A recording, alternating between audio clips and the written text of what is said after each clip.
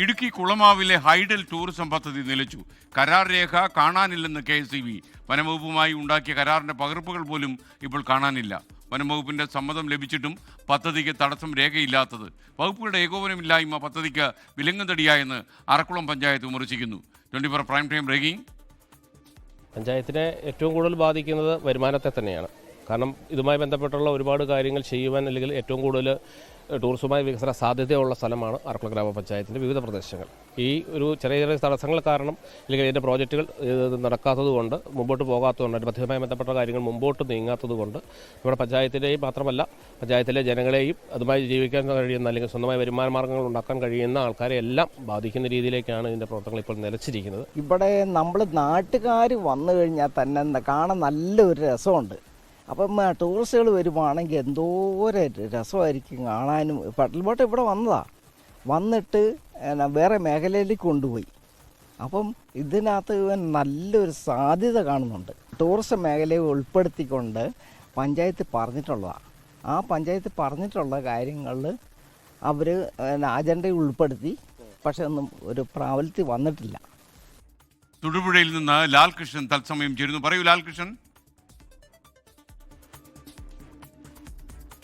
എസ്കിൻ 2000 കാലഘട്ടം മുതലുള്ള പ്രധാനപ്പെട്ട ആവശ്യമാണ് കുളമാവിന് സമീപമുള്ള വടക്കേപ്പുഴയിൽ ഹൈഡൽ ടൂറിസം പ്രോജക്റ്റ് എന്നുള്ളത്. ഇത് വനംവകുപ്പിൻ്റെ കയ്യിലിരിക്കുന്ന ഒരു ഭൂമിയായിരുന്നു. KSEBക്ക് കൈമാറ്റം ചെയ്താണ്, ലീസിന് കൊടുത്ത ഭൂമിയാണ്. 2015 ആര്യാടൻ മുഹമ്മദ് വൈദ്യുതി വകുപ്പ് മന്ത്രിയായിരിക്കുന്ന സമയത്ത് പദ്ധതി പ്രഖ്യാപിക്കുകയും 1 കോടി രൂപ ഇതിനുവേണ്ടി അനുവദിക്കുകയും ചെയ്തു. എന്നാൽ പദ്ധതിയുടെ ഒരു നടപടിക്രമവും തുടർന്നുണ്ടായില്ല. ഒരു ചെക്ക് ഡാമിൻ്റെ നിർമ്മാണം മാത്രമാണ് അന്നത്തെ സമയത്ത് ഉണ്ടായിരുന്നത്. പിന്നീട് നിയമപരമായ പ്രശ്നങ്ങളെല്ലാം കടുത്ത സമയത്ത് 2024 നവംബറിൽ ഈ പദ്ധതി ഉദ്ഘാടനം ചെയ്യുമെന്ന് പ്രഖ്യാപിക്കുകയും 2023 ബജറ്റിൽ ഈ പദ്ധതി പ്രഖ്യാപിക്കുകയും ചെയ്താണ്. അതേ സമയത്ത് തന്നെ ഒരു നോഡൽ ഓഫീസറെയും ഹൈഡൽ ടൂറിസം പ്രോജക്ട് മാനേജറെയും 2 KSEB ഉദ്യോഗസ്ഥരെയും ഇതിനായി നിയോഗിച്ചു.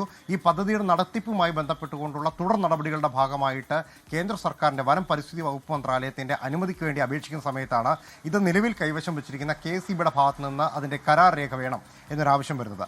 ഈ ആവശ്യം ഉന്നയിച്ചുകൊണ്ട് KSEBയെ സമീപിക്കുന്ന സമയത്താണ് KSEB ഇത്തരമൊരു രേഖ തങ്ങളുടെ കൈകളിലില്ല എന്ന കാര്യം അറിയിക്കുന്നത്. ആദ്യഘട്ടത്തിൽ വച്ച് താമസിപ്പിച്ചിരുന്ന നടപടി പിന്നീട് രേഖയില്ല എന്നറിയിക്കുകയായിരുന്നു. മൂലമറ്റത്തോ വാഴത്തോപ്പിലോ ഉള്ള KSEBയുടെ ഓഫീസുകളിൽ ഇത് സംബന്ധിച്ച രേഖയില്ല എന്നറിഞ്ഞതിന് പിന്നാലെ ഇടുക്കി ജില്ലയിലെ KSEBയുടെ മുഴുവൻ ഓഫീസുകളിലും ഇത് സംബന്ധിച്ച് പരിശോധന നടത്തിയതിൻ്റെ പശ്ചാത്തലത്തിലാണ് വെളിവായത് ഇത്തരം ഒരു രേഖ. അതായത് വനം വകുപ്പിൽ നിന്ന് 20 ഏക്കർ ലാൻഡ് കൈവശം വാങ്ങിയതിൻ്റെ യാതൊരുവിധ രേഖയും KSEBയുടെ പക്കൽ നിലവിലില്ല എന്ന സത്യം വെളിവാകുന്നത്.